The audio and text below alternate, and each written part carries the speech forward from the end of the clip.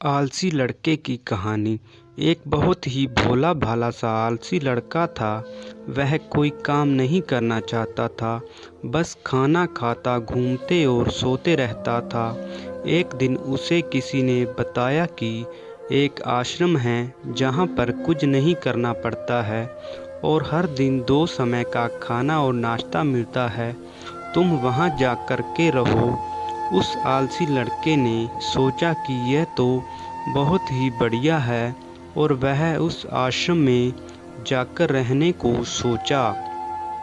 फिर वह भोला भाला आलसी लड़का अपना सारा सांसारिक जीवन छोड़कर उस आश्रम में जाकर रहने लगा। आश्रम में गुरुजी रहते थे। वह कुछ समय सबको प्रवचन देते हैं। वह आलसी लड़का सुनता था, बाकी समय आराम करता था और फिर भर पेट खाना खाकर सो जाता था। ऐसे ही उस लड़के का दिन गुजरता गया। एक दिन उस आश्रम में कुछ भी नहीं बना। नाश्ते के समय नाश्ता नहीं मिला। उसने सोचा नाश्ता नहीं मिला, भोजन तो मिलेगा। अब भोजन के समय भी उसे भोजन नहीं मिला। लड़का दौड़ करके गुरुजी के पास गया और उसने पूछा कि आज भोजन क्यों नहीं बना। गुरुजी ने कहा कि बेटा, आज एकादशी है और जितने भी आश्रम के सदस्य हैं उनका उपवास है और तुम्हारा भी आज उपवास है। आज भोजन नहीं बनेगा। वह लड़का आलसी था और उसे भूख भी बहुत लगती थी। उसने गुरुजी से बोला कि मैं उपवास नहीं रखूंगा, मुझे भूख लगी है, मैं खाना खाऊंगा।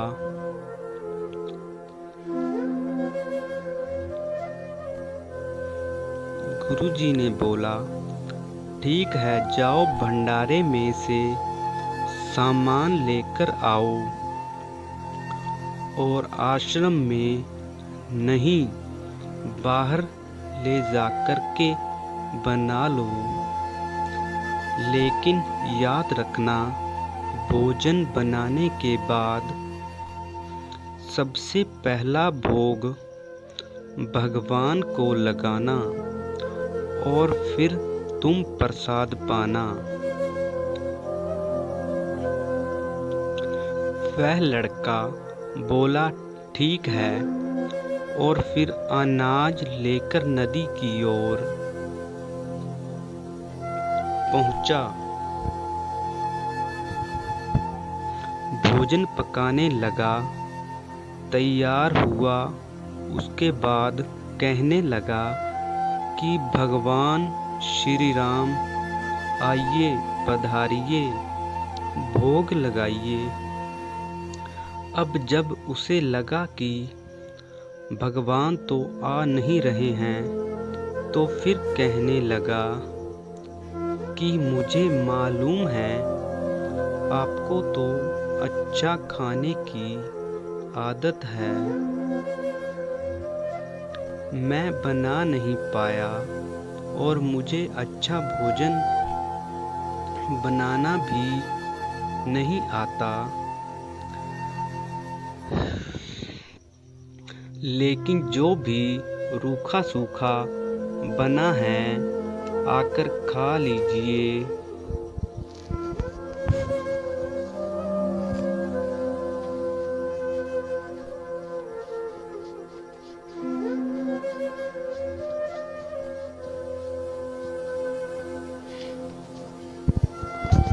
भगवान श्री राम उसकी सरलता पर बहुत ही प्रसन्न हुए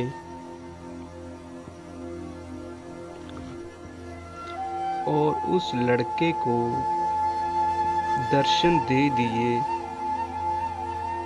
उसने देखा कि भगवान श्री राम आए हुए हैं और उनके साथ में माता सीता भी आई हुई है। लेकिन लड़के ने सिर्फ 2 लोगों के लिए ही भोजन बनाया था, एक अपने लिए और दूसरा भगवान के लिए। और जब क्योंकि भगवान के साथ माता सीता भी आई हुई थी, तो उसने उस भोजन को माता सीता और भगवान के सामने ग्रहण करने के लिए रख दिया। दोस्तों, आप इस कहानी में बने रहिएगा।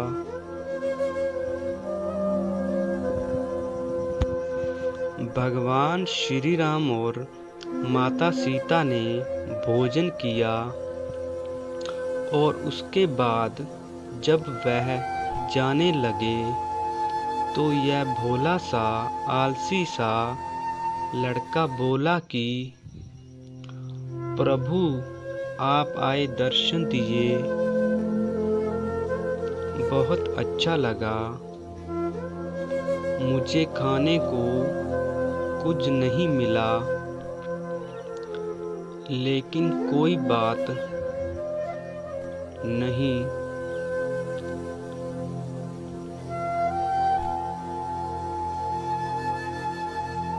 लेकिन आपसे एक विनती है कि अगली बार जब आप आएंगे तो कितने लोग आएंगे, यह बता दीजिए, ताकि मैं उतने लोगों के लिए भोजन बनाकर रखा रहूं।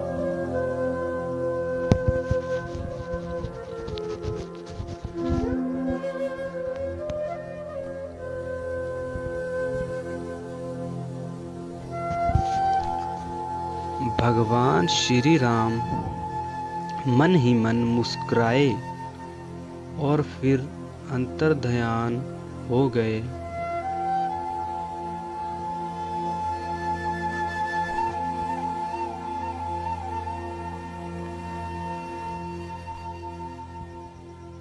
दोस्तों, आपको ये कहानी कैसी लग रही है, कमेंट में इसके बारे में ज़रूर बताना। और कोई गलती हो रही हो तो उसे माफ़ कर देना। तो आइए आगे बढ़ते हैं इस कहानी की ओर। लड़का आश्रम गया, दिन बीतता गया और फिर एकादशी का दिन आया और इस बार उसने 3-4 लोगों के लिए अनाज ले करके खाना बनाने के लिए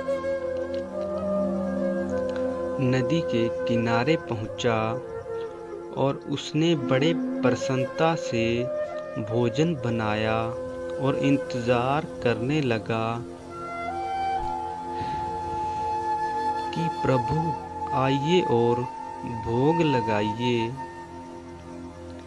इस बार लड़का देखता है कि भगवान श्री राम पूरा राम दरबार ले करके आए हैं, जैसे माता सीता, लक्ष्मण, भरत, हनुमान जी और सभी लोग आए हैं। लड़के ने 3-4 लोगों का भोजन बनाया था। दोस्तों, आप किस देवी देवता को मानते हैं, कमेंट में ज़रूर बताना।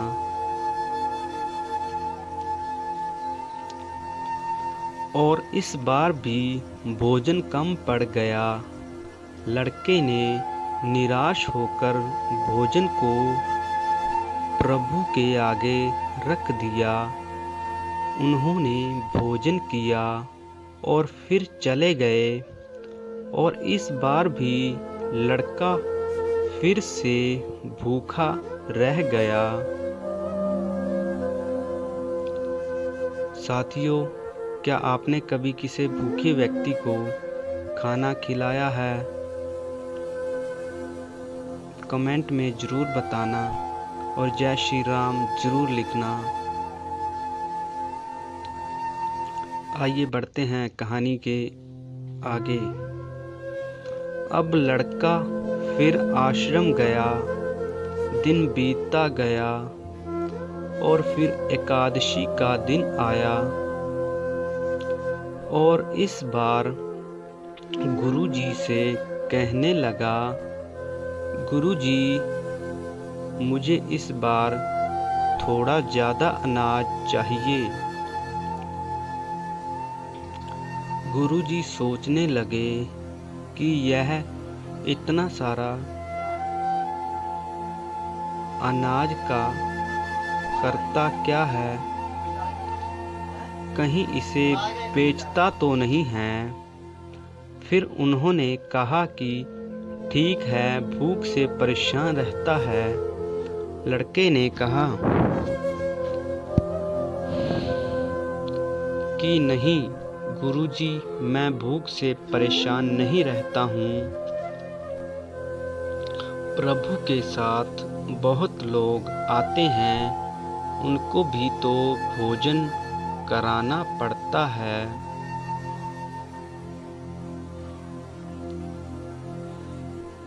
दोस्तों, आपको अगली बार कैसी कहानी सुनने को चाहिए कमेंट में ज़रूर बताना, ताकि मैं आपके लिए उस तरह की कहानी लाने में प्रयास करूं और आपको अच्छी से अच्छी कहानी सुना सकूं। गुरुजी को लगा कि लड़का पागल हो गया है, लेकिन गुरुजी ने सोचा कि चलो एक बार चलकर देखते ही कि लड़का इस अनाज का करता क्या है। वह भोला सा लड़का अनाज ले करके नदी के किनारे पहुंचा और इस बार भोजन बनाया नहीं।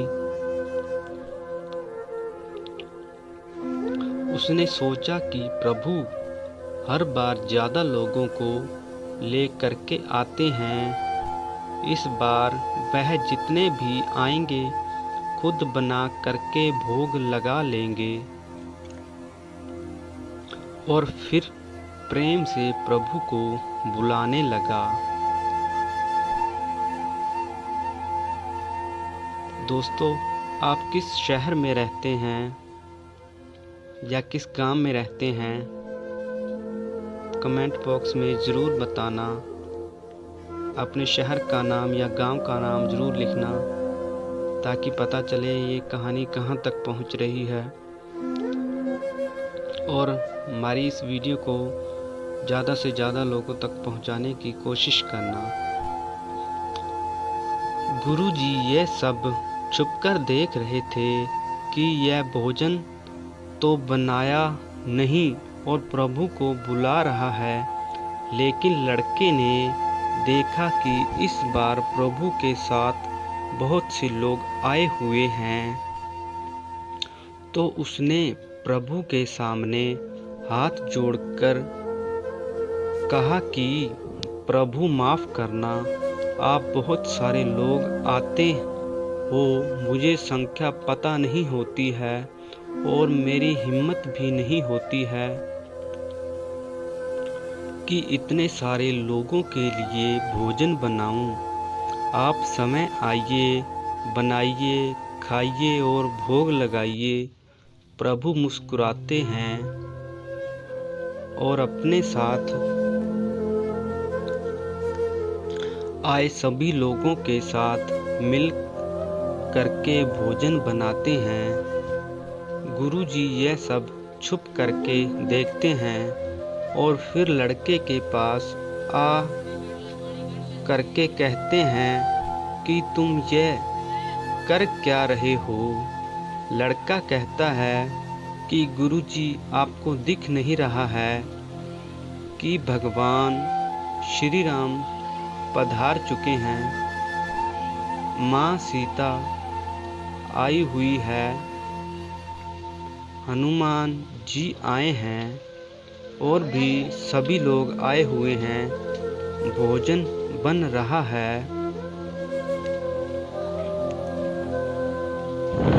गुरुजी ने बोला कि पागल हो गया है, मुझे तो कोई दिख नहीं रहा है।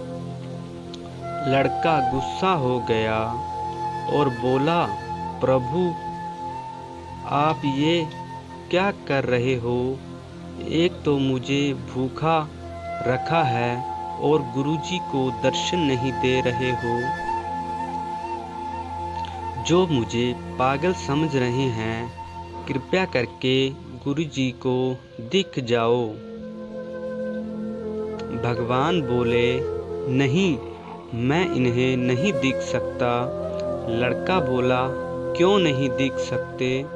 मेरे गुरुजी तो बहुत महान हैं, बहुत बड़े ज्ञानी और ज्ञाता हैं।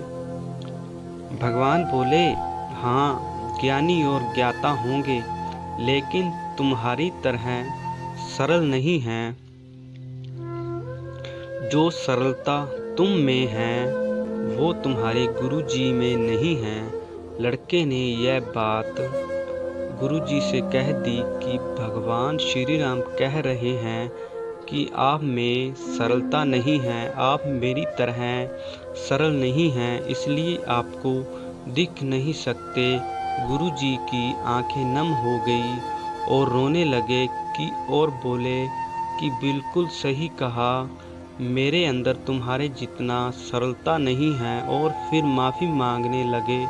फिर भगवान ने गुरुजी को भी दर्शन दिए। यह कहानी हमें सिखाती है कि जीवन में सरलता सबसे आवश्यक है। जितने सरल बने रहेंगे उतना जीवन में आगे बढ़ते चले जाएंगे। जब आप सरल होते हैं तो आप खुद